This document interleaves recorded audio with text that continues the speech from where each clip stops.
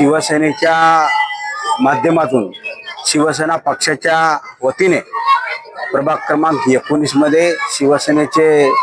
चारही उमेदवार या ठिकाणी रिंगणामध्ये आहेत आणि या राज्याचे लोकप्रिय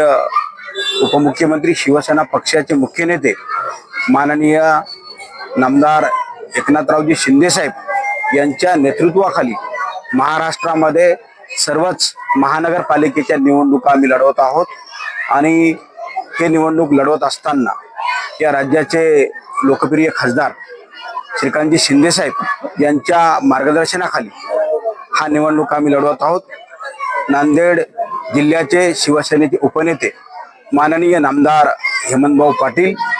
शिवसेनेचे सर्व जिल्हा प्रमुख, महिला आघाडी,